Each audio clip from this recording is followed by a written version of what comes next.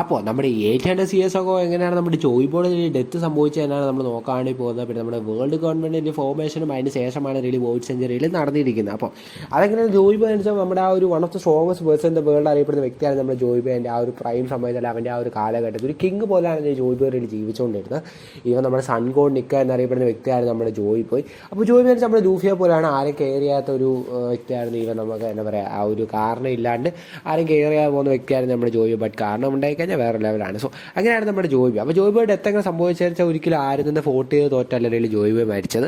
അത് ആരും ബിട്രേ ചെയ്തുകൊണ്ടാണ്, സ്വന്തമായിട്ട് ഒറ്റ കൊടുത്തുകൊണ്ടാണ്, ക്രൂവിലെ മെമ്പർ ആരും ജോയ് ബോയ് ഒറ്റ കൊടുത്തുകൊണ്ടാണ് ജോയ് ബോയുടെ ഡെത്ത് സംഭവിച്ചത്. സോ അതിനുള്ള പല പല സീക്വൻസ് നമ്മൾ സീരീസ് കണ്ടിട്ടുണ്ട്, പല പല പോണിംഗ് നമ്മൾ അപ്പോളജൈസ് കണ്ടിട്ടുണ്ട്. അത് മാത്രമല്ല ഈവൻ നമ്മുടെ ആ ഒരു സുനേഷ് അവർ ആ ഒരു പെയിൻ ഓർത്ത് ഇപ്പോഴും 1000 years ആയിട്ട് ഇപ്പോഴും നടക്കുവാണ് നമ്മുടെ ആ ഒരു സീനിലൂടെ. സുനേഷ് എന്ന് വെച്ചാൽ ഈവൻ നമ്മുടെ ആ ജയന്റ് റോബോട്ട് എഴുന്നേറ്റ് ആ ഒരു സമയത്ത് ജോയ് ബോയ് ഒരു അപ്പോളജി പറഞ്ഞിരുന്നു. സോ ഇനി ആരാണ് ബിട്രേ എന്ന് വെച്ചാൽ അത് നമ്മുടെ ഇമ്മ്യു ആണ്. നമ്മുടെ ആ ഒരു ജോയ് ബോയുടെ ഒരു ക്രൂവിൽ മെമ്പർ ആയിരുന്ന ഇമ്മ്യു ആണ് നമ്മൾ ജോയ് ബോയ് ബിട്രേ ചെയ്ത് എന്ന് എനിക്ക് തോന്നുന്നു. അതിന് ജോയ് ബോയുടെ ഡെത്തിന് ശേഷമാണ് നമ്മുടെ ആ ഡേ ഫ്രൂട്ട്സും മറ്റു കാര്യങ്ങളൊക്കെ നമ്മുടെ ആ ഒരു വൺ പീസ് വേൾഡിലേക്ക് വന്നു തുടങ്ങിയത്.